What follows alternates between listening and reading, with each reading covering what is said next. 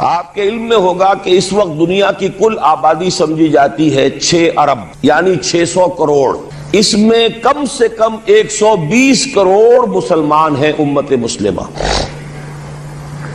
گویا کہ ہر 5واں انسان جو ہے دنیا میں وہ حضور صلی اللہ علیہ وسلم کا کلمہ پڑھتا ہے. اتنی بڑی تعداد، اس کے ساتھ ہی کتنا بڑا علاقہ جو ہے اس زمین کا وہ اللہ تعالیٰ نے اس امت کے قدموں تلے رکھا ہے. اگر آپ نے نقشہ دیکھا ہو دنیا کا تو آپ کو معلوم ہونا چاہیے کہ شمال میں جو بہت بڑا یہ نظر آتا ہے سائبیریا اور روس کا علاقہ، یہ سب غیر آباد ہے. اس طرح شمالی امریکہ میں بھی کینیڈا سے اوپر بڑے بڑے آپ کو بر اعظم سے نظر آئیں گے، یہ سب غیر آباد ہیں. جو آباد علاقہ ہے دنیا کا اور جو زرخیز علاقہ ہے دنیا کا، اس کا کتنا بڑا حصہ ہے کہ جو امت محمد صلی اللہ علیہ وسلم کے قدموں تلے. انڈونیشیا ملائیشیا سے چلے آئیے، اس کے بعد مسلسل چاہے کہیں مسلمان اقلیت میں تھوڑے بہت ہیں، لیکن پھر بنگلہ دیش آتا ہے، بڑی عظیم اکثریت کا ملک ہے. پھر بھارت میں اگرچہ اقلیت میں ہے لیکن 20 کروڑ مسلمان بھارت میں اس وقت ہے. پھر جو پاکستان سے شروع ہوا سلسلہ، افغانستان، ایران، چلتے جائیے ادھر ترکستان، چینی ترکستان، روسی ترکستان، پھر آگے چلیے عالم عرب، افریقہ کا پورا شمالی علاقہ، افریقہ کا تقریباً سارا وسطی علاقہ. یہ سب کیا ہے؟ کتنا بڑا رقبہ ہے اور ہر طرح کی نعمت اللہ نے دی ہے. اس میں نباتات بھی ہیں، اس میں معدنیات بھی ہیں، اور سب سے بڑھ کر آج کی دنیا میں جو اہم ترین شے ہے کہ پیٹرول جو ہے، تیل جو ہے، اس کے سب سے بڑے ذخائر وہ ہیں کہ جو مسلمانوں کے قدمے تلے. اتنی تعداد میں ہونے کے باوجود، اتنے وسائل کے پر بظاہر قابض ہونے کے باوجود، سوال یہ ہے کہ کیا آج دنیا میں امت مسلمہ کو عزت حاصل ہے یا یہ ذلیل ہے؟ اسے غلبہ حاصل ہے یا مغلوب ہے؟ اسے کوئی دنیا میں وقار حاصل ہے یا یہ بالکل بے وقار ہو کر رہ گئی؟ یہ بات ہے جو ہمارے سمجھنے کی ہے. آج کیوں ذلیل کہ کل تک نہ تھی پسند، گستاخی فرشتہ ہماری جناب میں. اس وقت صورت یہ ہو چکی ہے، آپ کو معلوم ہے کہ ہر جگہ پر پسماندگی کا نشان مسلمان ہیں. ہمارے سارے وسائل پر دوسروں کا قبضہ ہے. ایک ہی شے رہ گئی تھی، تیل، خلیج کا تیل، اس پر بھی آ کر امریکہ کی فوجیں ان کے سر پر بیٹھ گئی ہیں. سارا کا سارا تیل اب ان کے قبضے میں ہے. ادھر خلیج کے دہانے کے دونوں طرف وہ اپنے مورچے بنا رہے ہیں تاکہ یہاں کسی کا داخلہ نہ ہو سکے. بڑے بڑے جتنے لوگ ہمارے، ان سب کی دولت ان کے پاس ہے. کہنے کو تو سلطان اور برونائی دنیا کا امیر ترین آدمی ہے، لیکن دولت ہے کہاں اس کی؟ انویسٹڈ تو وہی ہے، اسی کے بینکوں میں ہے، انہی کی کمپنیوں میں ہے. کسی کے پاس کچھ نہیں ہے. سعودی عرب کے کوئی ڈالر ہے تو کہاں ہے؟ جیسے شہنشاہ ایران کا جو اثاثہ تھا، سرمایہ تھا، جو سارا کا سارا انہوں نے جو ہے وہ فریز کر لیا. تو یہ دولت تو ساری وہی ہے. کہنے کو ہے کہ آپ کے اکاؤنٹ میں اتنا روپیہ ہے، لیکن سوال یہ کہ وہ اکاؤنٹ فی الواقع کس کے قبضے میں؟ پھر آپ کو معلوم ہے کس طریقے سے مسلمانوں کے ساتھ سلوک ہو رہا ہے. ہر جگہ پر جہاں چاہیں، جس طرح چاہیں انہیں ستا لیں. اور ان میں بھی سب سے بڑھ کر جو بات میں آپ سے کہوں گا، آج دنیا میں جتنے بڑے پیمانے پر محمد عربی صلی اللہ علیہ وسلم کی توہین و تذلیل ہوئی ہے، پوری انسانی تاریخ میں نہیں ہوئی. رشدی نے کتاب لکھی، بدترین حملے کیے. کیا رنگیلا رسول کتاب تھی جو لکھی تھی کسی ہندو نے، جس کو کہ ایک مسلمان نے پھر خنجر گھونپ کر اور ہلاک کر دیا تھا. وہ تو کچھ بھی نہیں تھی. اس کتاب کو رنگیلا رسول کو 100 سے ضرب دیجئے تو یہ کتاب بنتی ہے سیٹنک ورسز، اور وہ ملینز نہیں بلینز کی تعداد میں شائع ہوئی. اس کے خلاف احتجاج اگر کسی نے کیا ہے تو ان کے اوپر جوتے پڑے ہیں، ان پر ڈنڈے پڑے ہیں. پوری مغربی دنیا اس کے پیچھے آ گئی ہے، سپورٹ کیا ہے. لے دے کے ایک ملک نکلا ایران، اس نے کم سے کم یہ کہ اس کے قتل کا فتویٰ تو دیا، لیکن کیا کرے، قتل کرنے کی تو نوبت نہیں آئی. پورا عالم عیسائیت اس کی پشت بنا ہے، اس کی مدد کر رہا ہے. یہ اتنی بڑی توہین محمد رسول اللہ صلی اللہ علیہ وسلم کی اور آپ کی ازواج مطہرات کی، اور یہ بظاہر ایک ایسے شخص کے ہاتھوں جس کا نام مسلمانوں کا سا ہے، اس کا اتنا بڑے پیمانے پر ہونا. اور پھر یہ کہ مسلمان 120 کروڑ ہونے کے باوجود کچھ نہیں کر سکتے. میں وہ چیزیں نہیں گنوانا چاہتا کہ 15 لاکھ جو ہیں وہ ہمارے افغان بھائی جو ہیں انہوں نے جانیں دی. فائدہ کس کو پہنچا؟ تاحال امریکہ کو، کہ اس کی جو مد مقابل قوت تھی USSR وہ ختم ہو گئی.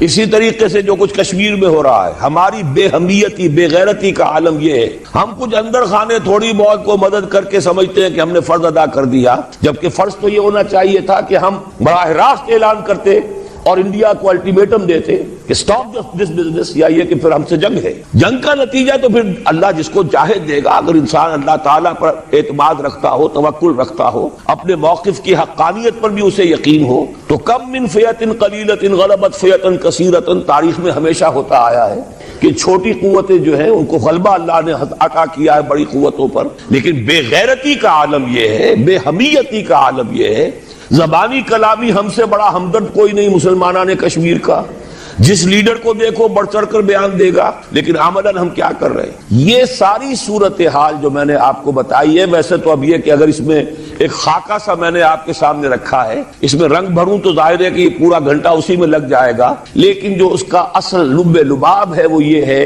کہ ہم اپنی جگہ بڑے خوش ہیں کہ ہم امت مرحوم ہیں، ہم تو امت محمد ہیں صلی اللہ علیہ وسلم، ہم تو اللہ کے پیارے ہیں، ہم اللہ کے لاڈلے ہیں، ہمیں اللہ کی شفاعت، ہمیں اللہ کے رسول کی شفاعت بھی ملے گی، جنت تو گویا کہ ہمارا پیدائشی مقام ہے۔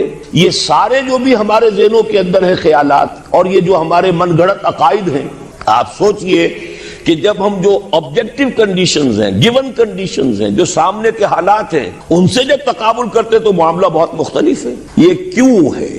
اصل میں سوال جب تک آپ اپنے سامنے نہیں رکھیں گے، اس کا جواب جو ہے اب اس پر غور کیجئے، کیوں ہے؟ کیا اللہ تعالیٰ کو محمد الرسول اللہ کی عزت و حرمت پیاری نہیں ہے؟ کیا محمد الرسول اللہ اللہ کے پیارے نہیں ہیں، حبیب رب العالمین نہیں ہے؟ کیا اللہ تعالیٰ کو کفار سے زیادہ محبت ہے؟ کیا وجہ ہے؟ رحمتیں ہیں تیری اغیار کے کاشانوں پر، اور برف گرتی ہے تو بیچارے مسلمانوں پر۔ سائنس میں وہ آگے ہیں، مالیات پر ان کا شکنجہ کسا ہوا ہے پوری دنیا پر، تہذیب ان کی ہے، تمدن ان کا ہے، ہم تو ان کے کیمپ فالوورز ہیں، نقش قدم پر چل رہے ہیں، ہم تو ان کی صرف یہ کہ نقالی کر رہے ہیں۔ تو سوچئے وجہ کیا ہے؟ کیا اللہ کو کفر زیادہ پسند ہے اسلام سے؟ کیا اللہ کو محمد الرسول اللہ صلی اللہ علیہ وسلم کی عزت و حرمت کا کوئی خیال نہیں؟ سوچنے کی بات ہے۔ ظاہر بات ہے کہ ان سوالات کا جواب تو ہاں میں آپ نہیں دے سکتے، یقیناً ایسا نہیں ہے۔ بہرحال وہ کافر ہیں، وہ اللہ کو نہیں مانتے، اللہ کے رسول کو نہیں مانتے، چلیے اللہ کو کسی نام سے مان لیا، گاڈ کہہ دیا، لیکن اللہ کے رسول کو تو نہیں مانتے۔ ایمان کا سارا دار و مدار تو رسالت پر ہے، اللہ کے اس کلام کو تو نہیں مانتے، اور اس کے باوجود ان کے لیے عزت ہے، رحمتیں ہیں تیری اغیار کے کاشانوں پر، برف گرتی ہے تو بیچارے مسلمانوں پر۔ یہ ایک لمحہ فکریہ ہے، یہ سوچنے کی بات ہے کہ ایسا کیوں ہے۔ اس کا جو جواب میں آپ کو دوں گا وہ ذرا سا کڑوا جواب ہے، نوارا تلخ ترمیزن چو ذوق نغمہ کمیابی۔ بات کہنی پڑتی ہے جب تک کہ کڑوی بات کہی نہ جائے، حقائق کو دیکھنے کی جرت پیدا نہ کی جائے، مواجہہ نہ کیا جائے، فیکٹس کو فیس نہ کیا جائے، اس وقت تک بات صحیح نہیں ہوگی، اور نہ ہم صحیح تشخیص کر سکیں گے، نہ صحیح تجویز کی طرف ہمارا ذہن منتقل ہوگا۔ میں بہت سخت بات کہہ رہا ہوں، آج آسمان کے نیچے اس زمین پر عذاب الہی میں گرفتار امت مسلمہ ہے۔ بالفعل آج ہم امت مرحومہ نہیں ہیں، رحمت والی امت نہیں ہے، امت معذبہ ہے۔ آج ہم پر اللہ کا عذاب، وہ کیوں ہے؟ دیکھیے اللہ کا قانون یہ ہے، اور یہ اللہ کی سنت ہے، میں نے اپنی ایک کتاب میں اس پر مفصل بہت مضمون لکھا ہے، قرآن کا قانون عذاب۔ ایک عذاب تو آیا کرتا تھا ان قوموں پر جن کی طرف اللہ رسول بھیجتا تھا، انا ارسلنا نوحا الی قومہ، اگر رسول کی بات مان لی تو قوم کے لیے بہت خوشحالی ہے، مبارکباد ہے، اللہ کی رحمتوں کے سائے ہیں، اور نہیں مانی تو بربادی ہے، تباہی ہے، خاتمہ ہے۔ پوری قوم نوح غرق کر دی گئی، پوری قوم عاد ختم کر دی گئی، حضرت ہود کو نہیں مانا، پوری قوم سمود ختم کر دی گئی، حضرت صالح کو نہیں مانا، عمورہ اور صدوم کی بستیاں ختم کر دی گئی، حضرت لوط کو نہیں مانا، آل فرعون غرق کر دیے گئے، حضرت موسیٰ کو نہیں مانا، مدین کے علاقے کو تباہ کر دیا گیا، حضرت شعیب کو نہیں مانا۔ یہ بات سمجھ میں آ گئی؟ لیکن جب سے نبوت اور رسالت کا سلسلہ ختم ہوا، اس قسم کا عذاب اب دنیا میں نہیں آ سکتا۔ وما كنا معذبین حتی نبعث رسولا، ایسا عذاب ہم نہیں بھیجتے رہے جب تک کہ رسول کو نہ بھیج دیں۔ رسول آ گیا، اس نے حق کو بیان کر دیا، بات کو کھول کھول کر مبرہن کر دیا، ہر چیز واضح کر دی، کوئی مغالطے کا امکان نہ رہا، جاء الحق وزهق الباطل، ہر شے جو ہے دودھ کا دودھ، پانی کا پانی جدا ہو گیا۔ اب بھی جس نے نہیں مانا تو معلوم ہوا اس میں کوئی خیر نہیں ہے، اب خیر کا فقدان ہے۔ تو اس قوم کو جیسے کہ آپ باغ کے اندر جھاڑو دے کر جب بھی کوئی آندھی چلے تو پتے گرے ہوئے ہوتے ہیں، ان پتوں کو ایک جگہ جمع کر کے دیاسلائی دکھا دیتے ہیں تاکہ یہ پتے جو ہیں یہاں پر بدزیبی کا ذریعہ نہ بنے، تو پوری قوم ہلاک، کالم یغنوا فیہا، ایسے ہو گئے جیسے تھے ہی نہیں۔ یہ عذاب اب نہیں آئے گا، اس لیے کہ آخری نبی، آخری رسول محمد الرسول اللہ صلی اللہ علیہ وسلم۔ اب آج جو عذاب آتا ہے، دیکھیے کافروں کے لیے عذاب اصل میں آخرت میں ہے، دار العذاب دار الجزا، وہ تو آخرت ہے، یہ تو دار الامتحان ہے۔ اب جو عذاب آتا ہے وہ اس قوم پر جو ہو تو حامل کتاب الہی، شریعت خداوندی کی کسٹوڈین، اللہ کے رسول کی نام لیوا، اس کے ساتھ عشق کا دعویٰ کرنے والی، عمل اس کے برعکس ہو۔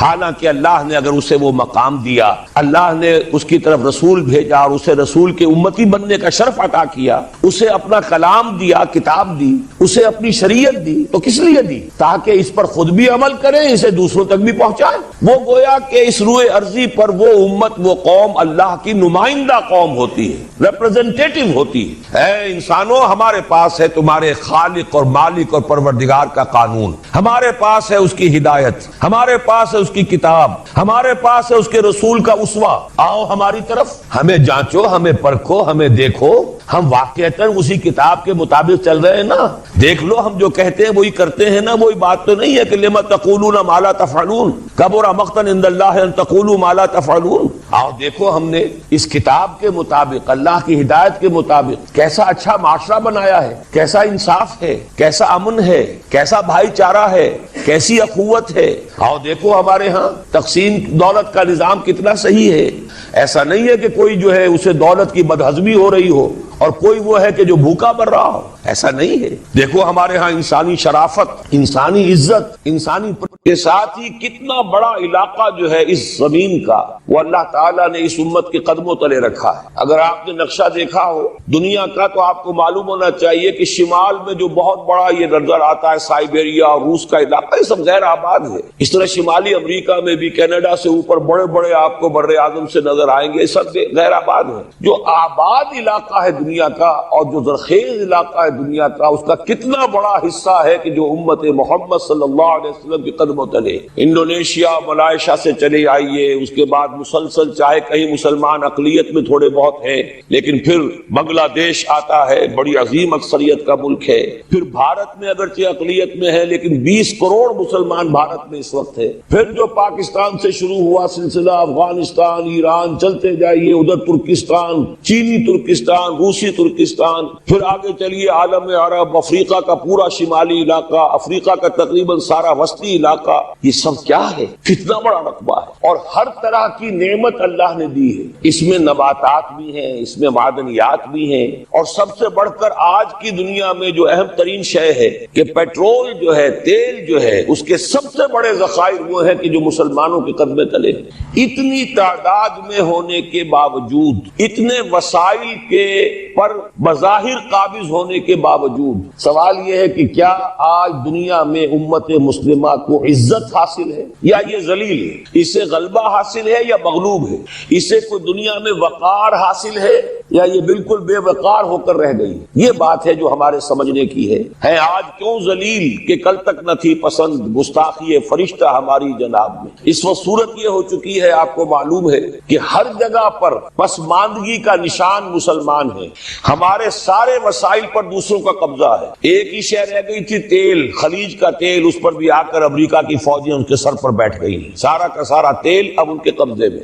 ادھر خلیج کے دہانے کے دونوں طرف وہ اپنے مورچے بنا رہے ہیں تاکہ یہاں کسی کا داخلہ نہ ہو سکے۔ بڑے بڑے جتنے لوگ ہمارے ان سب کی دولت ان کے پاس ہے۔ کہنے کو تو سلطان اور برونائی دنیا کا امیر ترین آدمی ہے، لیکن دولت ہے کہاں اس کی؟ انویسٹڈ تو وہی ہے، اسی کے بینکوں میں ہے، انہی کی کمپنیوں میں ہے، کسی کے پاس کچھ نہیں ہے۔ سعودی عرب کے کوئی ڈالر دے تو کہاں ہے؟ جیسے شہنشاہ ایران کا جو اثاثہ تھا، سرمایہ تھا، جو سارا کا سارا انہوں نے جو ہے وہ فریز کر لیا۔ تو یہ دولت تو ساری وہی ہے۔ کہنے کو ہے کہ آپ کے اکاؤنٹ میں اتنا روپیہ ہے، لیکن سوال یہ کہ کہ وہ اکاؤنٹ فی الواقع کس کے قبضے میں. پھر آپ کو معلوم ہے کس طریقے سے مسلمانوں کے ساتھ سلوک ہو رہا ہے. ہر جگہ پر جہاں چاہے جس طرح چاہے انہیں ستا لیں. اور ان میں بھی سب سے بڑھ کر جو بات میں آپ سے کہوں گا، آج دنیا میں جتنے بڑے پیمانے پر محمد عربی صلی اللہ علیہ وسلم کی توہین و تذلیل ہوئی ہے پوری انسانی تاریخ میں نہیں ہوئی. رشدی نے کتاب لکھی، بدترین حملے کیے. کیا رنگیلا رسول کتاب تھی جو لکھی تھی کسی ہندو نے، جس کو کہ ایک مسلمان نے پھر خنجر گھونپ کر اور ہلاک کر دیا تھا. وہ تو کچھ بھی نہیں تھی. اس کتاب کو رنگیلا رسول کو 100 سے ضرب دیجئے تو یہ کتاب بنتی ہے سیٹنک ورسز، اور وہ ملینز نہیں بلینز کی تعداد میں شائع ہوئی. اس کے خلاف احتجاج اگر کسی نے کیا ہے تو ان کے اوپر جوتے پڑے ہیں، ان پر ڈنڈے پڑے. پوری مغربی دنیا اس کے پیچھے آ گئی ہے، سپورٹ کیا ہے. لے دے کے ایک ملک نکلا ایران، اس نے کم سے کم یہ کہ اس کے قتل کا فتویٰ تو دیا، لیکن کیا کرے، قتل کرنے کی تو نوبت نہیں آئی. پورا عالم عیسائیت اس کی پشت بنا ہے، اس کی مدد کر رہا ہے. یہ اتنی بڑی توہین محمد رسول اللہ صلی اللہ علیہ وسلم کی اور آپ کی ازواج مطہرات کی، اور یہ بظاہر ایک ایسے شخص کے ہاتھوں جس کا نام مسلمانوں کا سا ہے، اس کا اتنا بڑے پیمانے پر ہونا. اور پھر یہ کہ مسلمان 120 کروڑ ہونے کے باوجود کچھ نہیں کر سکتے. میں وہ چیزیں نہیں گنوانا چاہتا کہ 15 لاکھ جو ہیں وہ ہمارے افغان بھائی جو ہیں انہوں نے جانیں دی. فائدہ کس کو پہنچا؟ تاحال امریکہ کو، کہ اس کی جو مد مقابل قوت تھی USSR وہ ختم ہو گئی. اسی طریقے سے جو کچھ کشمیر میں ہو رہا ہے، ہماری بے حمیتی بے غیرتی کا عالم یہ ہے. ہم کچھ اندر خانے تھوڑی بہت کو مدد کر کے سمجھتے ہیں کہ ہم نے فرض ادا کر دیا، جبکہ فرض تو یہ ہونا چاہیے تھا کہ ہم براہ راست اعلان کرتے اور انڈیا کو الٹیمیٹم دیتے کہ سٹاپ دس بزنس، یا یہ کہ پھر ہم سے جنگ ہے. جنگ کا نتیجہ تو پھر اللہ جس کو چاہے دے گا. اگر انسان اللہ تعالیٰ پر اعتماد رکھتا ہو، توکل رکھتا ہو، اپنے موقف کی حقانیت پر بھی اسے یقین ہو، تو کم من فئۃ قلیلۃ غلبت فئۃ کثیرۃ. تاریخ میں ہمیشہ ہوتا آیا ہے کہ چھوٹی قوتیں جو ہیں ان کو غلبہ اللہ نے عطا کیا ہے بڑی قوتوں پر. لیکن بے غیرتی کا عالم یہ ہے، بے حمیتی کا عالم یہ ہے. زبانی کلامی ہم سے بڑا ہمدرد کوئی نہیں مسلمانان کشمیر کا. جس لیڈر کو دیکھو بڑھ چڑھ کر بیان دے گا، لیکن عملاً ہم کیا کر رہے ہیں؟ یہ ساری صورتحال جو میں نے آپ کو بتائی ہے، ویسے تو اب یہ کہ اگر اس میں ایک خاکہ سا میں نے آپ کے سامنے رکھا ہے، اس میں رنگ بھروں تو ظاہر ہے کہ پورا گھنٹہ اسی میں لگ جائے گا. لیکن جو اس کا اصل لب لباب ہے وہ یہ ہے کہ ہم اپنی جگہ بڑے خوش ہیں کہ ہم امت مرحوم ہیں. ہم تو امت محمد ہیں صلی اللہ علیہ وسلم. ہم تو اللہ کے پیارے ہیں، ہم اللہ کے لاڈلے ہیں. ہمیں اللہ کی شفاعت، ہمیں اللہ کے رسول کی شفاعت بھی ملے گی. جنت تو گویا کہ ہمارا پیدائشی مقام ہے. یہ سارے جو بھی ہمارے ذہنوں کے اندر ہیں خیالات، اور یہ جو ہمارے من گھڑت عقائد ہیں، آپ سوچئے کہ جب ہم جو آبجیکٹو کنڈیشنز ہیں، گیون کنڈیشنز ہیں، جو سامنے کے حالات ہیں، ان سے جب تقابل کرتے تو معاملہ بہت مختلف ہے. یہ کیوں ہے؟ اصل میں سوال جب تک آپ اپنے سامنے نہیں رکھیں گے اس کا جواب جو ہے اب اس پر غور کیجئے. کیوں ہے؟ کیا اللہ تعالیٰ کو محمد الرسول اللہ کی عزت و حرمت پیاری نہیں ہے؟ کیا محمد الرسول اللہ اللہ کے پیارے نہیں ہے؟ حبیب رب العالمین نہیں ہے؟ کیا اللہ تعالیٰ کو کفار سے زیادہ محبت ہے؟ کیا وجہ ہے؟ رحمتیں ہیں تیری اغیار کے کاشانوں پر اور برف گرتی ہے تو بیچارے مسلمانوں پر. سائنس میں وہ آگے ہیں، مالیات پر ان کا شکنجا کسا ہوا ہے پوری دنیا پر. تہذیب ان کی ہے، تمدن ان کا ہے، ہم تو ان کے کیمپ فالوورز ہیں، نقش قدم پر چل رہے ہیں. ہم تو ان کی صرف یہ کہ نقالی کر رہے ہیں. تو سوچئے وجہ کیا ہے؟ کیا اللہ کو کفر زیادہ پسند ہے اسلام سے؟ کیا اللہ کو محمد الرسول اللہ صلی اللہ علیہ وسلم کی عزت و حرمت کا کوئی خیال نہیں؟ سوچنے کی بات ہے. ظاہر بات ہے کہ ان سوالات کا جواب تو ہاں میں آپ نہیں دے سکتے. یقیناً ایسا نہیں ہے. بہرحال وہ کافر ہیں، وہ اللہ کو نہیں مانتے، اللہ کے رسول کو نہیں مانتے. چلیے اللہ کو کسی نام سے مان لیا، گاڈ کہہ دیا، لیکن اللہ کے رسول کو تو نہیں مانتے. ایمان کا سارا دار و مدار تو رسالت پر ہے. اللہ کے اس کلام کو تو نہیں مانتے، اور اس کے باوجود ان کے لیے عزت ہے. رحمتیں ہیں تیری اغیار کے کاشانوں پر، برف گرتی ہے تو بیچارے مسلمانوں پر. یہ ایک لمحہ فکریہ ہے، یہ سوچنے کی بات ہے کہ ایسا کیوں ہے. اس کا جو جواب میں یا بنی اسرائیل اذکروا نعمتی التی انعمت علیکم واوفوا بعہدی اوف بعہدکم وایای فارہبون. بنی اسرائیل، چونکہ یہ لفظ پہلی مرتبہ قرآن مجید میں آ رہا ہے تو یہاں تھوڑی سی وضاحت کرنی ہوگی. ابن جو عربی میں بیٹے کے لیے آتا ہے ابن، اس میں جو شروع کا حمزہ ہے یہ در حقیقت اضافی، اصل لفظ جو ہے بے نون پر مشتمل ہے، اسی لیے اس کی جمع سالم آتی ہے بنون. قرآن مجید میں المال والبنون زینت الحیات الدنیا، تو یہ جو اس کی جمع سالم ہے وہ در حقیقت حقیقت بنون ہے، اور پھر اس کی حالت نسبی اور حالت جری بنین ہوگا، اور جب یہ مضاف بن جائے گا تو اس کا وہ نون گر جائے گا، تو اے بنی اسرائیل، اے اسرائیل کی اولاد، لفظی ترجمہ ہوگا اے اسرائیل کے بیٹوں، لیکن یہ کہ مراد اولاد ہے، اس میں برسبیل تغلیب اگرچہ خطاب مردوں سے ہو رہا ہے جیسے کہ قرآن مجید میں اکثر و بیشتر ہے، لیکن یہ کہ اس میں خواتین بھی شامل ہیں۔ تو یا بنی اسرائیل، اے اسرائیل کے بیٹوں، اسرائیل سے مراد کیا ہے؟ اس پر اتفاق ہے، اجماع ہے، حضرت یعقوب کا یہ لقب ہے۔ البتہ یہ لفظ بنا ہے اسر اور ایل دو سے مل کر۔ ایل کا لفظ جو ہے وہ عبرانی زبان میں الہ کے لیے، الہ اور ایل ویسے بھی قریب قریب ہے، اسی لیے تمام فرشتوں کے نام جبرائیل، میکائیل، اسرائیل، یہ تمام الفاظ کے ساتھ جو ایل آتا ہے یہ در حق اسماعیل بھی، سما اور ایل، چونکہ حضرت ابراہیم علیہ السلام نے دعا کی تھی پروردگار بیٹا عطا فرما، اس اعتبار سے جب اللہ تعالیٰ نے بیٹا عطا فرمایا تو اسماعیل نام رکھا، یعنی اللہ نے سن لیا۔ جیسے ہمارے ہاں دیہات میں یہ خاص طور پر جانگلی علاقہ جو کہلاتا ہے، اللہ ڈوایا، اللہ سنیا، یعنی یہ اللہ نے جس کے بارے میں ہماری دعا سنی اور ہماری استدعا کو قبول فرمایا، تو یہ گویا کہ اسماعیل کے معنی یہ ہے۔ تو اسرائیل جو ہے اسر اور ایل سے مل کر بنا ہے۔ عبرانی اور عربی زبان کے بارے میں یہ اختلاف ہے، ایک رائے تو یہ ہے کہ ماں بیٹی کا رشتہ ہے، عربی زبان عبرانی سے نکلی ہوئی، لیکن زیادہ اکثر محققین کی رائے یہ ہے کہ یہ دونوں بہنیں ہیں، کوئی اور کامن زبان تھی سیمیٹک لینگویج ابتدائی جس سے کہ یہ دونوں زبانیں پھر وجود میں آئی ہیں، گویا کہ ان کے درمیان رشتہ جو ہے وہ بہنیں ہونے کا ہے، ماں اور بیٹی کا نہیں ہے، لیکن ظاہر بات ہے کہ مشابہت اور ان کے اندر جو ہے قرب جو ہے اور مناسبت وہ بہت نمایاں ہے۔ اسر کے دو ترجمے کیے ہیں، یہودی علماء تو اس پر بہت زیادہ جزم کے ساتھ قائم ہے کہ اسر سے مراد ہے بطن، یعنی رجل عظیم، جواں مرد، بہت باہمت انسان، اس لیے کہ ان کے ہاں یہ عقیدہ ہے اور بڑی تحریف جو ہوئی ہے تورات میں، اس میں ایسی باتیں بھی ہیں۔ حضرت یعقوب کی جو مدح کی گئی ہے اس میں اس حد تک مبالغہ ہے کہ حضرت یعقوب کی اللہ تعالیٰ کے ساتھ کشتی ہوئی اور اللہ کو پچھاڑ لیا حضرت یعقوب نے، تو معلوم یہ ہوا کہ یہ تو بڑے بہادر اور بہت جری انسان، اس اعتبار سے وہ بطل اور رجل کا ترجمہ کرتے ہیں اسر کا، لیکن یہ کہ صحیح ترجمہ جو ہے وہ اسر کا ہے بندہ، عبد، اس لیے کہ عربی کا لفظ جو بنا ہے اسیر، اسیری، کوئی کسی کا غلام ہے، اسیر، اسی سے لفظ اسرا بنا ہے، اسرا ہے کنبہ، کنبہ بھی آپس میں جڑا ہوا ہوتا ہے، ان کے بندھن ہوتے ہیں دوستی کے، محبت کے، اخوت کے، تو اسی طریقے سے یہ اسر کا لفظ آتا ہے کسی بندھن کے لیے۔ اسیر جو ہے پچھلے زمانے میں جبکہ جیلوں کا رواج نہیں تھا تو اگر کسی شخص کے ذمے کسی کی کوئی رقم ہوتی تھی دینی تو اس شخص کو اس کے حوالے کر دیتے تھے، وہ اس کا ذاتی قیدی ہوتا تھا، ذاتی اسیر، اس کی تحویل میں رہتا تھا، جب تک کہ اس کے اعزاء اقارب آ کر وہ رقم ادا نہ کر دے وہ شخص اس کی تحویل میں رہتا تھا، وہ اس کا اسیر ہوتا تھا۔ اس اعتبار سے غلام کے معنی میں یہ لفظ جو ہے مستعمل ہے، تو اسرائیل کا ترجمہ ہوگا عبداللہ۔ اذان تو میں عرض کر رہا تھا کہ اسرائیل کا ترجمہ ہوا عبداللہ، گویا کہ اب تک ہم نے یا بنی اسرائیل کا ترجمہ کیا اے اللہ کے بندے کی اولاد، مراد ہے حضرت یعقوب علیہ الصلوۃ والسلام۔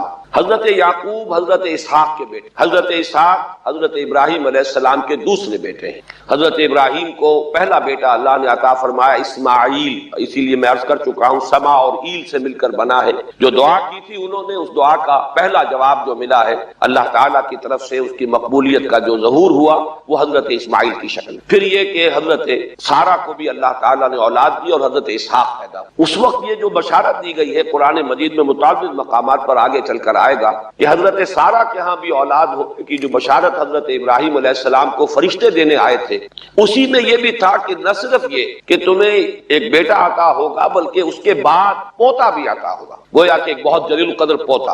اس اعتبار سے ایک رائے یہ ہے کہ یعقوب عقب سے بنا ہے، گویا کہ بشارت میں پہلے ہی سے شامل تھا حضرت یعقوب علیہ السلام کا ذکر بھی کہ اسحاق کے بعد اسحاق کے ہاں ایک بہت جلیل القدر بیٹے کی ولادت ہوگی اور اس کا نام یعقوب ہوگا، یعنی اسحاق کے بعد آنے والا، بیٹے کے بعد جو پوتا آتا ہے۔ لیکن یہود کی رائے یہ ہے کہ حضرت یعقوب پیدا ہوئے ہیں اپنے بھائی عیسو کے ساتھ، یہ تمام بیٹے ہیں حضرت اسحاق علیہ السلام کے، دو بیٹے پیدا ہوئے بیک وقت، جڑواں بھائی۔ پہلے حضرت عیسو کی ولادت ہوئی ہے اور تورات کے الفاظ یہ ہیں کہ یعقوب اپنے بھائی عیسو کی ایڑیاں پکڑے ہوئے تولد ہوا، تو چونکہ حضرت عیسو کے بعد حضرت یعقوب کی ولادت ہوئی ہے تو گویا کہ اس وجہ سے ان کا نام حضرت اسحاق نے یعقوب رکھ دیا، عقب میں آنے والا، بعد میں آنے والا۔ بہرحال حضرت یعقوب علیہ السلام کے پھر 12 بیٹے ہیں جن کی تفصیل پوری موجود ہے، یہ تاریخ جو ہے بڑی ریکارڈڈ ہے، اس لیے کہ بنی اسرائیل کی یہ تاریخ جو ہے books of the old testament میں اس کی پوری تفصیل موجود ہے۔ 4 بیویاں تھی حضرت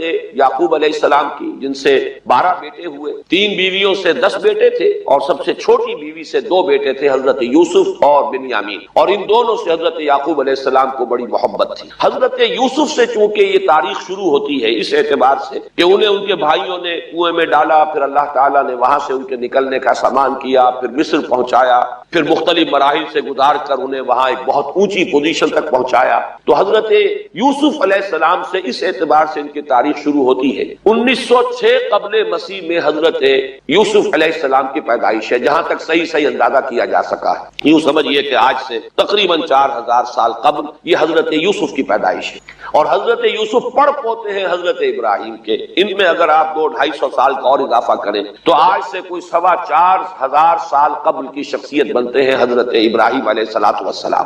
حضرت یوسف کے زمانے میں پھر جیسے کہ وہ تفصیل سورہ یوسف میں آئے گی، یہ پورا خاندان آ کر کنعان میں تھے، لیکن وہاں سے آ کر مصر میں آباد ہو گئے۔ مصر میں ان کا بڑا اعزاز ہوا، اکرام ہوا۔ اس کے خاص حالات تھے کہ مصر میں اس وقت جو بادشاہت تھی وہ اصل مصر کے لوگوں کی نہیں تھی، بلکہ یہ بھی سیمیٹک لوگ تھے جو جا کر جنہوں نے عراق وغیرہ کے علاقے سے ہی جا کر انہوں نے فتح کیا تھا مصر کو، لہذا انہیں فرعون نہیں کہا گیا قرآن مجید میں، وہ فرعونہ کا خاندان نہیں ہے، بلکہ وہ تاریخ میں ہکسوس کنگز کہلاتے۔ تاریخ مصر میں وہ 15واں خاندان کہلاتا ہے وہاں کے بادشاہوں کا، 15th ڈائنیسٹی، اور یہ چونکہ لوکل نہیں تھا اس لیے ان کو فرعون نہیں کہا جائے گا، بلکہ یہ ہکسوس کنگز چرواہے بادشاہ تھے کہ جو عرب کے ان علاقوں سے آئے تھے جزیرہ نما سے، اور وہاں سے وہ چرواہے تھے۔ ان کا تو پیشہ ظاہر بات ہے صحرا میں کیا ہوتا ہے، بھیڑیں بکریاں پالنا، لیکن انہوں نے آ کر مصر کو فتح کیا، وہاں ان کی بادشاہت ہو گئی۔ محسوس ایسا ہوتا ہے کہ ایک سیاسی پہلو موجود تھا، وہ جو بادشاہ مصر نے جس طریقے سے اعزاز کیا ہے حضرت یوسف علیہ السلام کا، پھر جو اختیار دیا، جو اقتدار دیا، جو ان کو حیثیت دی، پھر انہیں اجازت دی کہ اپنے پورے خاندان کو بلا لیں، اور پھر مصر کا بہترین جو زرخیز ترین علاقہ تھا وہ انہیں عطا کر دیا کہ یہاں آباد ہو جاؤ۔ جوشن کا علاقہ، یا گوشن بھی کہتے ہیں، جشن بھی کہتے ہیں، یہ جو نائل کا ڈیلٹا ہے کہ جو جا کر آپ کو معلوم ہے کہ دریا جو ہے جب بہت سی شاخوں میں تقسیم ہو جاتے ہیں سمندر میں گرنے سے قبل، تو وہ ڈیلٹا جو ہے زرخیز ترین علاقہ ہوتا ہے۔ آرٹیفیشل اریگیشن کے اور نظام تو تھے نہیں، جہاں دریا ہی چھوٹی چھوٹی نہروں کی شکل اختیار کر لے وہاں گویا کہ وہ فطری طور پر جو ہے بڑے وسیع رقبے کے اندر اریگیشن ہو سکتی ہے۔ تو اس ڈیلٹا کے علاقے میں بہترین علاقہ ان کو دیا گیا، وہاں آباد ہو جاؤ۔ وہاں یہ رہے ہیں گویا کہ پیرزادوں کی حیثیت۔ ابھی ان کے پاس کوئی شریعت نہیں، ابھی کوئی کتاب نہیں ملی، ابھی صرف یہ ایک خاندان ہے، حضرت ابراہیم کی نسل کا ایک خاندان، اس لیے کہ حضرت ابراہیم کی نسل میں حضرت اسماعیل کی نسل ہے کہ جو عرب میں آباد ہو چکی، ان کی نسل میں پھر حضرت اسحاق کے بیٹوں میں سے بھی عیسو کی نسل وہ اور جگہ پر آباد ہو چکی۔ اس اعتبار سے یوں نہ سمجھیے کہ نسل ابراہیم صرف ان پر مشتمل ہے۔ اسی طرح بنی قطورہ تیسری جو آپ کی اہلیہ تھی، ان کی اولاد بھی، تو گویا کہ یہ بہت وسیع حلقہ ہے جو اولاد ابراہیم کا ہے۔ تو اولاد ابراہیم میں سے ایک شاخ ہے جو آ کر، یعنی حضرت یعقوب کے 12 بیٹے اور حضرت یعقوب بھی آ کر یہاں آباد ہو گئے، اور یہاں پھر یہ کچھ عرصے تک تقریباً 100-150 برس تک تو بڑے عیش میں رہے۔ یہ تقریباً یوں سمجھیے کہ 1850 قبل مسیح میں ان کا داخلہ ہوا ہے مصر کے اندر، اور وہاں پر 150 برس جو ہے انہوں نے بڑے عیش میں گزارے ہیں۔ یہ پیرزادے تھے اس لیے کہ بادشاہ معتقد ہو چکا تھا حضرت یوسف علیہ السلام کا،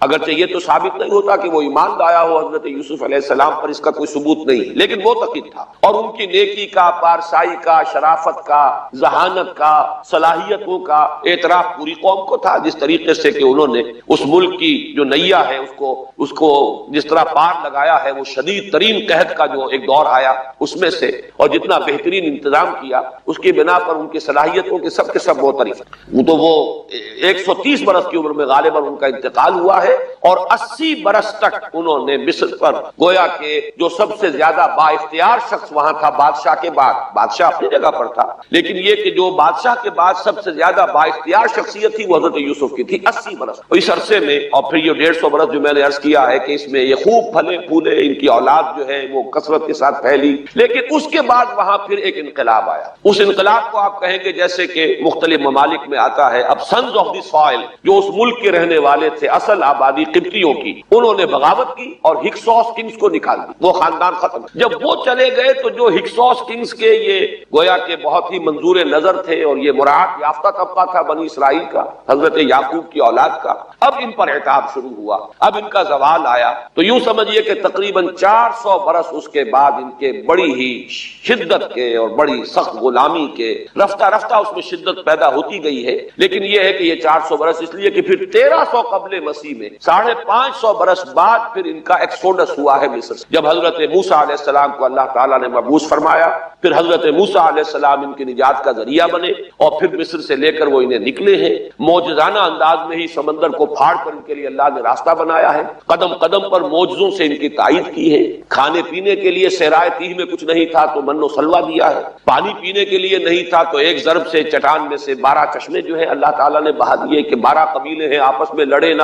کہیں پانی پینے پلانے پہ جھگڑا اور کہیں گھوڑا آگے بڑھانے پہ جھگڑا. قبائلی زندگی میں یہ بڑا سینسیٹیو ایشو ہوتا ہے. لہذا قد علم کل اناس مشربہم، ہر قبیلے کے لیے ایک گھاٹ معین ہو گیا. تمہارا چشمہ یہ ہے، تمہارا چشمہ یہ ہے. ایک ضرب سے 12 چشمے پھوٹ گئے. پھر انہیں وہاں کوہ طور کے قریب پڑاؤ ڈال کر ان کو وہاں چھوڑ کر حضرت موسیٰ علیہ السلام جو ہے اللہ تعالیٰ کی طلبی پر کوہ طور پر گئے ہیں. وہاں تورات عطا ہوئی. تو تورات کے عطا کیے جانے کے بعد اب سمجھیے کہ اب ان کی حیثیت ایک امت کی بن گئی. کتاب پر امت کی تشکیل. یہ امت مسلمہ قرآن مجید کی بنیاد پر امت. جب یہ کتاب دی گئی ہے اس کی بنیاد پر ایک شریعت دی گئی ہے، کتاب دی گئی ہے، کتاب ہدایت ہے، تو اس نے امت کی شکل اختیار کی. یہی وجہ ہے کہ لفظ امت جو ہے قرآن مجید میں صرف مکی صورتوں کے اندر، مدنی صورتوں میں استعمال ہوا ہے. کنتم خیر امت اخرجت للناس سورہ آل عمران میں. کذالک جعلناکم امۃ وسطا لتکونوا شہداء علی الناس ویکون الرسول علیکم شہیدا. یہ سورہ بقرہ میں آگے چل کر آ جائے گا. تو اصل میں جیسے تشکیل امت جو ہوئی ہے وہ در حقیقت مدنی دور میں آ کر ہوئی ہے جبکہ شریعت عطا کی جا رہی. اسی طریقے سے یہ ایک خاندان تھا، حضرت ابراہیم کی نسل کی ایک شاخ. اس نے امت کی حیثیت اختیار کی ہے جبکہ صحرائے تیہ میں جب ان کا قیام تھا اور اس صحرائے سینا میں، اور وہاں پر پھر حضرت موسیٰ علیہ السلام کو تورات دی گئی اور شریعت دی گئی. تب سے یہ امت ہے اور یہ ہے 1300 قبل مسیح. 610 عیسوی میں، اب سمجھیے 1300 وہ جمع کیجئے، 610 یہ جمع کیجئے، 1910 برس بعد پھر حضور صلی اللہ علیہ وسلم پر قرآن مجید کی وحی کا آغاز ہوا اور 622 میں حضور نے ہجرت فرمائی اور اس کے بھی کوئی 2 سال یا 1 سال کے بعد جو ہے یہ آیات نازل ہو رہی ہیں جو ہم اس وقت پڑھ رہے ہیں. تو یہ سارا جو ہے تاریخی پس منظر ذہن میں رکھیے کہ یہ تقریباً 2000 برس کی تاریخ جو ہے ان کی بحیثیت امت. ویسے تو ان کی تاریخ اگر شروع کریں گے بنی اسرائیل تو حضرت یعقوب سے شروع ہونی چاہیے اور وہ اس سے زیادہ ہو جائے گی طویل. لیکن در حقیقت امت کی حیثیت سے ان کی تاریخ 2000 برس کی شمار ہوگی کہ 1300 قبل مسیح میں جب ہجرت کی ہے حضرت موسیٰ علیہ السلام نے اپنی قوم کو لے کر مصر سے، اور جب صحرائے سینا میں آئے ہیں سینائی پیننسولا میں، اور پھر کتاب ملی ہے، تورات عطا کی گئی، شریعت عطا کی گئی، تب سے اس کا امت کی حیثیت سے آغاز ہوا. ایک بات اور نوٹ کر لیجئے، ان کو امت مسلمہ کیوں نہیں کہا گیا؟ اس کے لیے اس کا ایک سبب ہے. در حقیقت امت مسلمہ کا لفظ یا خیر امت یا امت کا لفظ جو ہے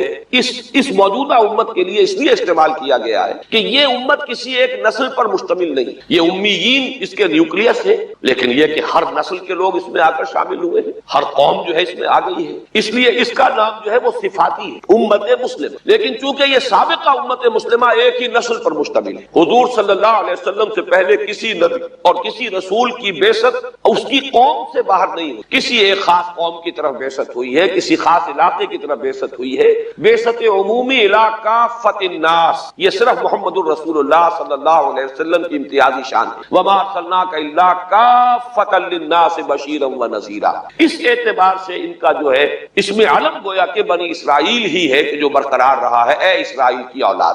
اگرچہ میں اس موضوع پہ تقریر کر چکا ہوں لیکن آج پھر اس گفتگو کے حوالے سے بات چیزیں تازہ کرتا ہوں. اس وقت عالمی سطح پر یہودی جمع عیسائی بریکٹ میں کر لیں اور امریکہ جمع یورپ یہ بریکٹ میں کر لیں. ان کا اندر معاملہ کیا ہے؟ اصل جو ہے اس میں پیچھے مائنڈ ہے، ماسٹر مائنڈ، سازشی ذہن وہ یہود کا ہے. باقی عیسائی اعلی کار بن گئے ہیں. جو 100% اعلی کار ہے یہود کا وہ پروٹیسٹنٹس ہیں. پروٹیسٹنٹزم یہود ہی نے پیدا کرایا. یہود ہی نے یورپ کے اندر سود کا رواج شروع کروایا ورنہ سود حرام تھا. وہاں پر بھی یوزری بھی اور کمرشل انٹرسٹ بھی دونوں حرام تھے. یہ یہودی نے کروایا. اور پھر پہلا بینک بنوایا ہے انگلستان کے اندر، بینک آف انگلینڈ. اور جو پوپ کے خلاف بغاوت کرائی تو پہلی بغاوت ہوئی انگلستان کے اندر جو چرچ آف انگلینڈ علیحدہ ہو گیا پوپ، اور اسی کو یہودیوں نے قرار دیا یہ ہمارا ماڈرن اسرائیل ہے. یہ اسرائیل ہمیں دیا ہے گاڈ نے، یہ جو ہے برطانیہ. اس کے کچھ عرصے کے بعد یہی جو ہے ایکسوڈس ہوا ہے اور وہ امریکہ میں جا کے آباد ہوئے. لہذا امریکہ کو بھی جیوز نے کہا ہے دس از another اسرائیل، یہ ہے ہمارے اصل اسرائیل، ماڈرن اسرائیل یہ ہے.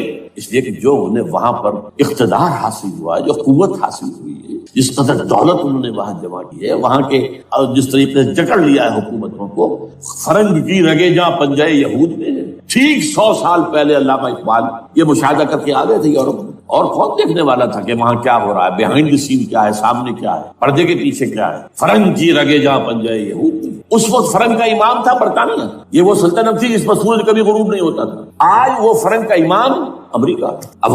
یہ برطانیہ تو اب وہ جو ایک نظم ہے کہ بچپن میں پڑھی تھی، London bridge is going down going down going down, اس کی مثال ہے. برطانیہ کی کوئی حیثیت ہی نہیں، ورلڈ پاور کی حیثیت نہیں ہے، وہ تو چھوٹا بھائی اس نے بنا رکھا امریکہ نے اپنا، تو اس حیثیت سے جو ہے اس کی کوئی حیثیت ہے، ورنہ کوئی اور حیثیت نہیں. بہرحال ان دونوں میں یہ ہے کہ پیچھے ماسٹر مائنڈ، سازشی ذہن، پلاننگ، اسکیم ساری یہودی، اعلی کار امریکہ سب سے بڑھ کر، اس کے بعد برطانیہ. اور اس میں اصل پروٹیسٹنٹس، ان میں بیپٹسٹ، ان میں اس سے بھی آگے بڑھ کر ایونجلسٹ، جن کو کہتے ہیں بورن اگین کرسچنز، جن کو کہتے ہیں نیو کنزرویٹو کرسچنز. یہ تمام اصطلاحات آپ اخبارات میں پڑھتے ہوں گے، ان کو گروپ کرنا. یہ اصل اعلی کار، ان کو نیا نام دیا گیا ہے کرسچین زائونسٹ. ایک یہودی زائونسٹ ہے، سارے یہودی زائونسٹ نہیں ہیں، بہت سے یہودی ہیں جو یہ زائونسٹ کے مخالف ہیں. چنانچہ میری ہیوسٹن میں ملاقات ہوئی تھی ڈاکٹر وشو برانڈ، بہت بڑا پروفیسر ایمیریٹس یہودی، لیکن یہ کہ اس نے کہا، بڑے اجتماع میں کہا، ہمارا اجلاس تھا وہاں پر، ہم نے یہ جو ہے بلایا تھا ایک یہودی، ایک عیسائی اور ایک مسلمان، تینوں جو ہیں وہ تقریریں کریں. نے کہا تھا کہ وی آر ناٹ سپورٹنگ اسرائیل. اس نے وہ عیسائی جو آیا ہوا تھا پروفیسر، اس نے کہا they are supporting Israel, we are not supporting Israel. اسی طرح میری جو ہوئی تھی round table conference, round table, اس میں ایک یہودی پروفیسر تھے، وہ ہسٹری کے پروفیسر، میں نام بھول رہا ہوں ان کا، انہوں نے کہا آئی ایم اینٹی زائنسٹ، میں زائنسٹ کے خلاف ہوں. تو زائنسٹ جو ہے اصل میں ایک سیکولر یہودیوں کی تحریک ہے، اور اس کے سب سے بڑے سپورٹرز کرسچین زائنسٹ وہ امریکہ میں بیٹھے ہوئے. یہ ہے صورتحال.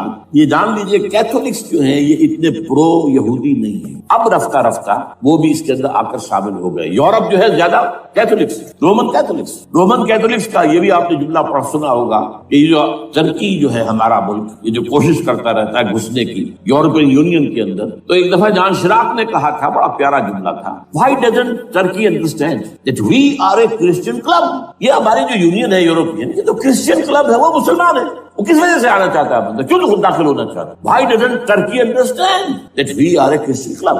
لیکن یہ ہے رومن کیتھولکس، اور ان کا میں بعد میں آپ کو بتاؤں گا. یہی آپ کو معلوم ہے کہ یورپ نے عام طور پر اسرائیل کا اتنا ساتھ نہیں دیا جتنا امریکہ دیتا رہا ہے، اور کسی درجے میں ان کے دلوں میں سافٹ کارنر جو ہے عرب فلسطینیوں کے لیے بھی رہا. یہ معاملہ ایران کے بارے میں بھی رہا ہے، جس قدر اسٹرانگ ایکشن امریکہ لینا چاہتا ہے، یہ جو ہے اس کے ساتھ نہیں ہے. یہ دونوں کا فرق ہے، وہ میں اس کا ایک بنیاد بعد میں بتا دوں گا. بہرحال ان کا ایک جو ایجنڈا ہے وہ دو، سمجھیے کہ دو اس کے نکات، دو رسیوں کے مانند یہ آپس میں بٹا ہوا ہے. پہلا، عالم اسلام کے مادی اور مالیاتی وسائل، خصوصاً تیل پر قبضہ. یہ ان کا دنیاوی اعتبار سے، دولت کے اعتبار سے، وسائل کے اعتبار سے اس وقت کا ایجنڈا ہے. ویسے تو اس سے اوپر وہ چاہتے ہیں پوری دنیا پر، وہ تو بات کی بات ہے، کہ ابھی نہ وہ روس کو چھیڑ رہے ہیں نہ چین کو چھیڑ رہے ہیں. چین تو ان کا سب سے بڑا جو ہے بزنس پارٹنر ہے، سب سے بڑا، اور چین کو رفتہ رفتہ وہ اپنی لائن پر لا رہے ہیں. اب تو صرف یہ کہ وہ ایک پارٹی گورنمنٹ وہاں رہ گئی ہے جو کہ کمیونزم کے دور کی یادگار ہے، باقی ان کی جو اکانومی ہے وہ تو آ چکی ہے اسی رختے پر جو یورپ کی ہے، مغرب کی ہے. نمبر 2 ایجنڈا کیا ہے؟ دنیا میں کہیں بھی اسلام کے بحیثیت ایک نظام زندگی ظاہر ہونے کا کوئی موقع نہیں دینا. We have to nip the evil in the bud at any cost. یہ ان کے ایجنڈے کا دوسرا بات. یہ دو ہیں انٹرٹوائنڈ، جیسے آپ لڑیوں کو بٹ دے کر رسی بناتے ہیں، ایسے یہ دو لڑیے ہیں. اسلام کا پولیٹیکل سوشو اکنامک سسٹم کہیں نہ آ جائے، ہو نہ جائے آشکارا شر پیغمبر کا. یہ ابلیس نے کنکلوڈ کیا، وہ جو ابلیس کی مجلس شورا ہے، ہو نہ جائے آشکارا شر پیغمبر، کہیں ایسا نہ ہو کہ پیغمبر کی شریعت دنیا کے سامنے آ جائے، پیغمبر کا نظام آ جائے. الحذر، آئین پیغمبر سے 100 بار الحذر. حافظ ناموس زن، مرد آزما مرد آفری، یہ معاشرت کی نظام ہو گئے. موت کا پیغام ہر نوع غلامی کے لیے، نہ کوئی فخور و خاکہ نہ گدائے رہنسی، یہ سیاسی نظام آ گیا. اور کرتا ہے دولت کو ہر آلودگی سے پاک و صاف، منعموں کو مال و دولت کا بناتا ہے امین. تم دولت کے امین و مالک نہیں ہو. اور اس سے بڑھ کر اور کیا فکر و عمل کا انقلاب. بادشاہوں کی نہیں، اللہ کی ہے یہ زمین. ان الارض للہ یہ نظام کہیں نہ آ جائے، یہ ہے جس پہ کہ وہ خطرہ محسوس کر رہا تھا۔ اور اس کے بعد یہ کہتے ہیں یہ تو تھا عصر حاضر کے تقاضے، لیکن یہ کہ صورتحال کیا ہے، ہو نہ جائے آشکارا شرع پیغمبر کہیں ہے یہی، یہ معاملہ اس طرح رکھو کہ خود مومن ہے محروم یقین، یہ غنیمت ہے کہ خود مومن ہے محروم یقین۔ ہمیں اگر کوئی سہارا ملتا ہے تو اس سے کہ مومنوں کو بھی، نام نہاد مسلمانوں کو بھی اپنے اس نظام پر یقین ہے، وہ نماز پر یقین رکھتے ہیں، روزے پر رکھتے ہیں، زکوٰۃ کو بھی جو بھی اللہ تعالیٰ جس کو توفیق دیتا ہے، حج کرتے ہیں، عمرے کرتے ہیں، یہ ہے سب، لیکن یہ کہ یہ غنیمت ہے، چشم عالم سے رہے یہ پوشیدہ یہ آئین تو خوب۔ وہ ابلیس کہتا ہے کہ یہ آئین چشم عالم سے پوشیدہ رہنا چاہیے، یہ غنیمت ہے کہ خود مومن ہے محروم یقین۔ ہمارے لیے جو ہے اگر کوئی سانس لینے کی جگہ ہے وہ یہ ہے، حوصلہ افزائی اگر ہے تو اس میں ہے کہ خود مومن محروم یقین ہے، اس کے سامنے وہ راستہ ہے ہی نہیں۔ اب لیجیے یہودیوں کے ایجنڈے کو میں تجزیہ کر رہا ہوں۔ سب سے پہلے world bank, IMF، globalisation, TRIPS, ان تمام ہتھ کنڈوں کے ذریعے عالمی مالیاتی استعمار جو بظاہر امریکہ کا ہوگا حقیقت یہود کا ہوگا۔ یہودیوں کے نزدیک پوری نوع انسانی حیوانوں کے مانند ہے، they are not human beings, they are goyim, they are gentiles، یہ انسانی شکل میں حیوان ہیں، اور جیسے حیوانوں کو ایکسپلائٹ کرنا، استعمال کرنا انسانوں کا حق ہے۔ گھوڑے کو آپ باندھتے رہے ہیں نا ٹانگے کے آگے، اور بیلوں سے آپ ہل جتواتے رہے ہیں، تو جیسے یہ حق ہے ایسے ہمارا حق ہے پوری دنیا کے جو ہے وسائل ان کو کھینچے۔ ہاں جیسے گھوڑے اور بیل کو بھی کچھ نہ کچھ دانا تو ڈالنا پڑتا ہے، چارہ تو دینا پڑتا ہے، تو ان کو بھی کچھ دو۔ یہ پوری نوع انسانی ورکرز بن کر رہ جائے، حیوان بن جائیں، بالکل شہوت کے غلام بنا دو انہیں، اخلاقی اقدار کا بیڑا غرق کر دو، خاندانی نظام کو تہوبارہ کر لو۔ یہ باقاعدہ جو protocols of the elders of the Zion سب میں موجود ہے، لکھا ہوا، جو 1897 میں انہوں نے پاس کیا اپنا پروگرام، بیسل سوئٹزرلینڈ کا ایک شہر ہے، protocols of the elders of the Zion. ان کو حیوان بنا دو، بس حیوانوں سے کام لیتے رہو۔ ہاں ان کی کمائی کا کچھ حصہ ان کے لیے چھوڑ دو، وہ بھی زندہ رہیں، وہ بھی آخر کام کیسے کریں گے، اور اصل جو ہے ملائی کھینچ دو اپنے اس نظام کے ذریعے۔ World bank, IMF، stock exchange, TRIPS, globalisation, اس کے ذریعے سے عالمی مالیاتی استعمار۔ نمبر 2 ایک ہے ان کا ایجنڈا، یہ تو عالمی ہے۔ دوسرا ایجنڈا کیا ہے؟ وہ لوکل ہے۔ وہ کیا ہے؟ گریٹر اسرائیل کا قیام، جس میں مصر کا سارا زرخیز علاقہ شامل ہوگا، جو ڈیلٹا کا علاقہ کہلاتا ہے، جہاں کے اس وقت کے بادشاہ نے، حضرت یوسف علیہ السلام کے زمانے کے بادشاہ نے، وہ فرعونہ کے خاندان میں سے نہیں تھا، وہ عرب تھا، عربوں ہی سے کسی وقت کوئی قوم آئی تھی جو کہ مصر پر قابض ہو گئی، اس نے حضرت یوسف کے خاندان کو لا کے وہاں آباد کیا، بہترین جشن کا علاقہ کہلاتا، بہترین۔ وہ کہتے ہیں ہمارا ہے، ہم رہے وہاں پر کئی سو برس تک رہے، عراق ہمارا ہے، وہاں ہمیں قید میں رکھا گیا، نبوکدنصر دے گیا تھا۔ عرب کا شمالی حصہ جو ہمارا ہے، وہاں خیبر میں یہودی قلعے تھے، اور وہاں مدینے کے اندر جو ہے 3 قبیلے یہودی تھے جنہیں محمد نے صلی اللہ علیہ وسلم نے وہاں سے نکال پار کیا تھا۔ یہ جارڈن، یہ ترکی کا بھی کچھ حصہ ہمارا ہے، باقی پورا لبنان اور پورا فلسطین، یہ سب اس کے اوپر بنے گا ایک greater Israel, this is there local agenda. اور اس کے لیے ضروری ہے ایک بہت بڑی جنگ، ایسے آسانی سے نہیں ہو جائے گا۔ آرمگیڈون، جس کو حضور نے فرمایا الملحمۃ العظمیٰ، الملحمۃ الکبریٰ، بہت بڑی جنگ، جس کی خوفناکی اور تباہ ناکی کا اندازہ اس سے کیجیے۔ حضور فرماتے ہیں کہ اگر ایک باپ کے 100 بیٹے یا ایک دادا کے 100 پوتے ہوں گے تو ان میں سے 99 ختم ہو جائیں گے، ایک بچے گا۔ اور ایک جگہ فرماتے ہیں اتنی اموات ہوں گی، اتنی لاشیں ہوں گی کہ ایک نفاست پسند پرندہ جو ہے، جو گندگی پہ نہیں اترنا چاہتا، ایک تو ہے یہ کوے، چیلیں، گیند، وہ تو گندگی ہی کی تلاش میں ہے مردار کھانے کے لیے، وہ تو لاشوں کو نوچ رہے ہوں گے۔ وہ پرندہ جو ہے نفاست پسند پرندہ، وہ نہیں اتر سکے گا، اڑتا اڑتا چلا جائے گا، لیکن لاشوں کا سلسلہ ختم نہیں ہوگا، یہاں تک کہ تھک ہار کر لاشوں پر گر جائے گا۔ یہ دور نہیں ہے، اس لیے کہ اس پر متفق ہیں یہودی بھی اور عیسائی، پروٹسٹنٹس عیسائی اس کے اوپر پوری طرح متفق۔ آرمگیڈون، جسے آپ 3rd ورلڈ وار کہہ لیں، الملحمۃ العظمیٰ کہہ لیں، الملحمۃ الکبریٰ کہہ لیں، حضور کے الفاظ میں یہ آئے، اس کے نتیجے میں گریٹ اسرائیل بنے گا۔ نمبر 3 پھر بنے گا 3rd ٹیمپل، جو ٹائٹس نے گرا لیا تھا 70 میں، سن 70 عیسوی، جسے گرے ہوئے کتنا عرصہ ہو گیا، 2008، اندازہ کر لیجیے 1800 کتنے برس ہوئے، وہ دوبارہ بنائیں گے 3rd ٹیمپل، اور اس کے لیے مسجد اقصیٰ کو گرائیں گے، اور ڈوم آف دی راک، قبۃ الصخرہ، وہاں لا کر پھر اس میں کنگ ڈیونز تھرون لا کے رکھا جائے گا۔ یہ بھی میرے علم میں پہلی مرتبہ اسی ٹرمپٹ کی اشارے سے آیا۔ وہ کیا ہے؟ حضرت داؤد کا، آج سے کتنے 1000 سال پہلے کی بات ہے، اندازہ کیجیے، 1000 قبل مسیح، اور یہ اب 2000 ہو گیا عیسوی، 3000 برس تو ہو گئے۔ وہ کیا تھا؟ ایک پتھر تھا جس پر بٹھا کر حضرت داؤد کی تاج پوشی کی گئی، پھر اسی پر حضرت سلیمان کی تاج پوشی، پھر اسی پر ان کے بادشاہ آتے رہے، تاج پوشی ہوتی گئی۔ ٹائٹس نے جب گرایا ہے سن 70 عیسوی میں، یروشلم کو برباد کیا، 1,33,000 یہودی ایک دن میں قتل کیے، ایک دن میں، باقی نکال دیا، بھاگ جایا۔ اس کو کہتے ہیں diaspora, that started in 70 AD، یہ منتشر ہو گیا، جس کا جہاز سنگھ سمایا چلا گیا، یورپ میں چلے گئے، شمالی افریقہ میں، مسلمان ملکوں میں، انڈیا میں آ گئے، ایران میں آ گئے، سب جگہ وہاں سے نکال دیے ڈائسپورا۔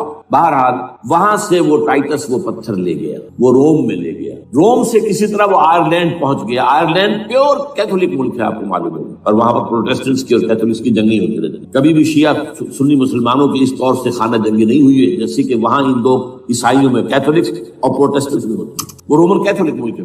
وہاں سے وہ انگلینڈ میں آیا، انگلینڈ میں جب آ گیا، بلکہ وہاں سے اسکاٹ لینڈ سے انگلینڈ میں پھر اس کو ایک کرسی کے اندر اس کی سیٹ کی حیثیت سے بنا کر ایک تھرون کی شکل دے دی گئی، اور وہ جو ویسٹ منسٹر ایبے ہے، برطانیہ کے پارلیمنٹ کے ساتھ جو چرچ ہے ویسٹ منسٹر ایبے، وہاں اس کو لا کے رکھ دیا گیا۔ اس وقت سے برطانیہ کے بادشاہوں اور ملکاؤں کی تاج پوشی وہاں ہوئی۔ تو ایک یہ ہے کہ پھر اس کو لا کر وہاں رکھیں گے۔ اب یہاں سے اختلاف ہے، یہ بول یہاں تک عیسائیوں کا یہودیوں کا ایجنڈا ایک، یہاں اختلاف۔ یہودیوں کے نزدیک ان کا مسیح آئے گا اور وہ وہاں بیٹھ کر پوری دنیا پر راج کرے گا۔ وہ مسیح جس کی خبر دی گئی تھی شروع کی کتابوں میں، جو تورات کی ابتدائی کتابیں ہیں، وہ تو حضرت مسیح کی شکل میں آ گئے۔ دی پروفیسی واز فلفلڈ۔ یہودیوں نے نہیں مانا، انہیں تو قرار دیا جادوگر ہے، کافر ہے، مرتد ہے، ولد الزنا ہے، اور اپنے بس پر سولی پر چڑھا دیا۔ وہ دوسری بات ہے، اللہ نے کیا کیا وہ ایک علیحدہ مسئلہ ہے۔ چنانچہ یہ کہ دی سچویشن از ویکنٹ، وہ مسیحا کی جگہ ابھی باقی ہے ان کی، and they are waiting for ہم۔ تو وہ آئے گا اور وہ یہاں اس تخت داؤد پر بیٹھ کر پوری دنیا پر ہوگا۔ عیسائیوں کا کہنا کیا ہے کہ در حقیقت حضرت مسیح نازل ہوں گے، سیکنڈ کمنگ آف جیسس، جس کو ہم بھی مانتے ہیں۔ اگر کہ ہوگا کیسے، حالات و واقعات کا کیا ہمارے نزدیک رنگ ہے، وہ مختلف ہے، وہ ویسے بیان نہیں کر سکتے۔ حضرت مسیح علیہ السلام پھر اس تخت پر بیٹھیں گے ان کے عیسائیوں کے مطابق۔ چنانچہ پوپ جو مر گیا ہے، پال سیکنڈ، اس کو یہ ٹرمپٹ والے کہتے ہیں شیطان، اور ان کا کہنا یہ ہے کہ اس شیطان نے the old ancient Roman holy Roman empire کو ریوائیو کیا ہے یونائٹڈ یورپ بنا کر، اور ان کا مقصد کیا ہے کہ یہ فلسطین میں ایک رومن کیتھولک حکومت قائم کرنا چاہتے ہیں۔ یہودی اپنی حکومت چاہتے ہیں جو ہے، اور وہ اپنی حکومت چاہتے ہیں، یہ ان کا کہنا ہے۔ یہ میں نہیں جانتا کہ اس میں کس حد تک ان ایک دوسرے پر الزام درست، لیکن جیسے کہ آپ کو معلوم ہے کہ انڈونیشیا کے اندر بھی ہوا تھا، ایک جزیرے کو تقسیم کر دیا، ایک حصہ جو ہے اس کا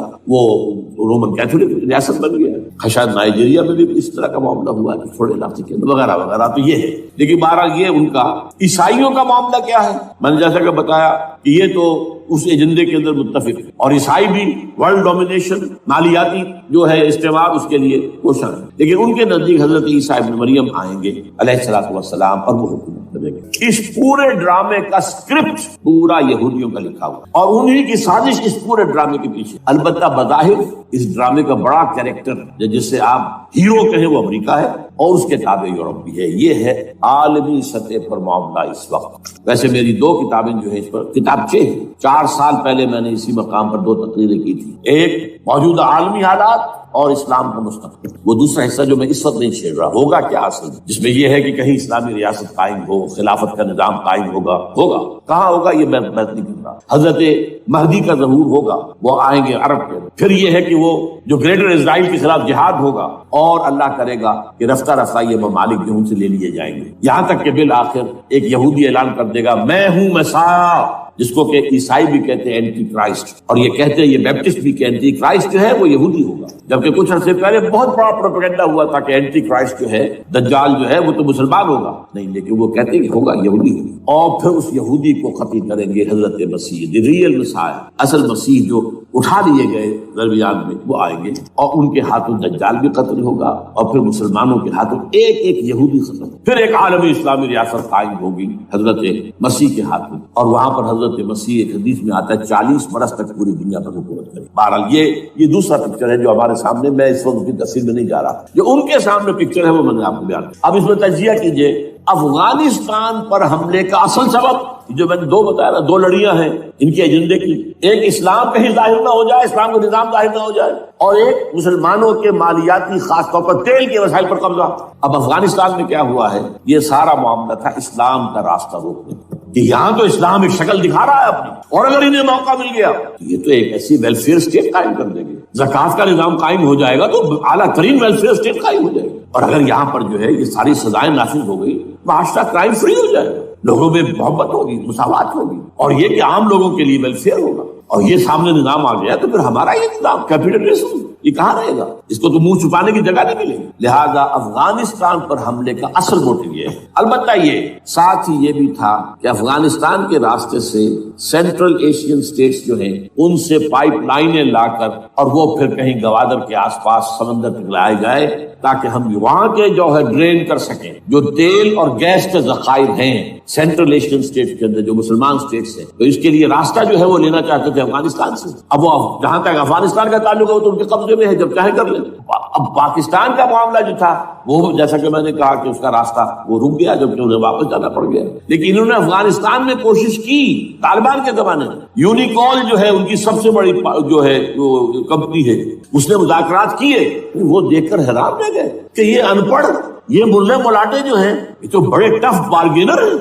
اس طریقے سے پاؤں جما کر طالبان نے جو ان کے ساتھ مذاکرات کیے ہیں اور ان سے اپنی شرطیں پیش کی ہیں کہ وہ گھبرا کر بھاگ گئے۔ یہ صورتحال بھی تھی افغانستان پر قبضہ کرنے میں، لیکن یہ ہے کہ اصل کیا تھا کہ وہ اسلام کی کوئی شکل دنیا کے سامنے نہ آنے جو ان کا میجر ہے۔ اسی لیے پورا عالم کفر جمع ہے، امریکہ، یورپ، روس، چین، سب جمع۔ بھارت تو ہے، یہ سب جمع۔ آپ نے یاد ہو گیا جب لال مسجد کا حادثہ ہوا ہے اور ہمارا یہ بدبخت اور بدمعاش انسان اس نے صرف خود جان بوجھ کر اسے بڑھایا، ایک پھنسی کو گھوڑا بنایا، اس میں پھر شگاف کیا اور شاباش لی ہے۔ امریکہ سے شاباش آ گئی، نیٹو سے شاباش آ گئی، رشیا سے شاباش آ گئی، چائنا سے شاباش آ گئی۔ وہ چونکہ محسوس کر رہا تھا کہ اندرون ملک تو میری اب کشتی ڈگمگا رہی ہے، ڈاواڈول ہے، I have to have more support from outside اور for that I have to do it۔ کہ دیکھو میرے عین قلب میں پاکستان کے یہ پھوڑا نکل آیا تھا، یہ بنیاد پرستی کا اور یہ شدت پسندی کا اور یہ تنگ نظری کا اور یہ فلاں کا، یہ دہشت گردی کا،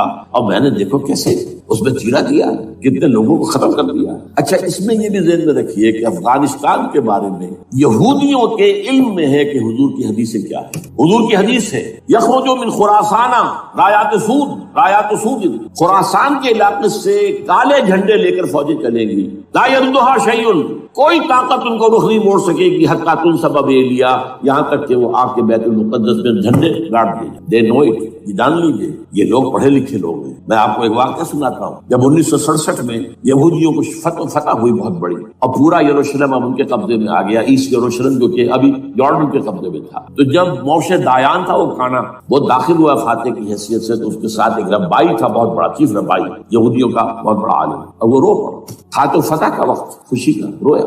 سو this is the beginning of the end, یہ الفاظ آئے اخبارات میں، گویا کہ اب یہ آخری ڈرامہ جو ہے شروع ہو گیا ہے۔ وہ آخری ڈرامہ انہیں معلوم ہے ان کی تباہی پر ختم ہونا۔ اس میں حضرت مسیح کے نزول کے بعد یہ ٹرمپٹ والا بھی لکھتا ہے کہ 80% یہودی قتل ہو جائے، اور میں سمجھتا ہوں کہ 20% اگر صحیح ہے اس کی بات تو وہ ہوں گے جو اب حضرت مسیح پر ایمان لے آئے، باقی 80% اپنے اس کفر پر اڑے رہیں گے اور قتل ہوگے۔ اسی طرح حضور کی ایک حدیث ہے کہ جب یہودیوں کا قتل عام ہو رہا ہوگا، مسلمان قتل کریں گے، تو اگر کسی درخت کے پیچھے یہودی چھپا ہوگا تو درخت پکارے گا، اے مسلمان، یا عبداللہ آؤ ادھر، یہ میرے پیچھے یہودی چھپا ہوا، قتل کرو۔ کسی پتھر کے پیچھے چھپے گا تو پتھر بولے گا، سوائے ایک درخت غرقد کے، غرقد یہودیوں کے درخت سے وہ پناہ دے گا، اور آج اسرائیل میں سب سے بڑی پلانٹیشن غرقد کی ہے۔ اسی لیے افغانستان، خراسان، یہ افغانستان کا ہارٹ ہے افغانستان، اور یہ بھی جان لیجیے ہمارا جو مالاکنڈ سے اوپر کا علاقہ ہے یہ بھی خراسان کا حصہ، اولڈ خراسان، جیسے گریٹر خراسان کہا جاتا ہے ہسٹری میں۔ ایک میں نے ایرانی سے پوچھا تھا اس کے بارے میں، تو اس نے کہا خراسان ہمارا ایک صوبہ ہے۔ میں نے کہا وہ تو مجھے معلوم ہے،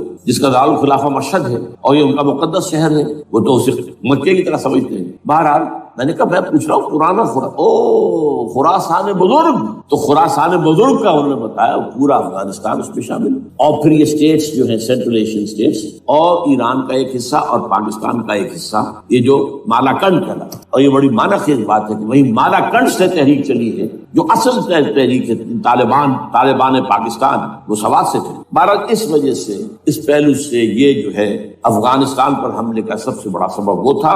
دوسرا جو تھا وہ یہ کہ ان کو جو پائپ لائن لے کے آنی تھی اس کے لیے، لیکن وہ ظاہر بات ہے کہ اس میں جو ہے جو طالبان نے وہ ان کی چکمے میں نہیں آئے۔ اس پر ایک کتاب ہے کہ جو انگریزی میں ہے عابداللہ جان کی، Afghanistan the genesis of the last crusade, Afghanistan سے آخری صلیبی جنگ کا سلسلہ شروع ہو رہا ہے. بہت جو ہے چشم کشا ہے، معلومات افزا ہے، انگریزی میں ہے. اچھا عراق میں معاملہ برعکس تھا، عراق میں تیل کا معاملہ بھی تھا، وہ صرف امریکہ کا تھا. جو یورپ ہے وہ زیادہ تر کیسپین کے ایریا کے تیل کی طرف نگاہیں رکھتا ہے. یہ جو ہے یہ اصل میں سارا جو ہے یہ امریکہ کا معاملہ. اور دوسری طرف یہ کہ یہاں کو مذہبی سلسلہ نہیں تھا، حالانکہ تھا، وہ یہودیوں کا تھا. وہ کیا تھا؟ Extension, first step towards the establishment of greater Israel. یہ بات اچھی طرح سمجھ. یہاں پہ تیل کا معاملہ بھی میں نے کہا تھا نا، دو لڑیاں ہیں جو چل رہی ہیں. تیل کا معاملہ یہاں خاص طور پر عراق کے اندر زیادہ ہے، افغانستان میں بہت کم.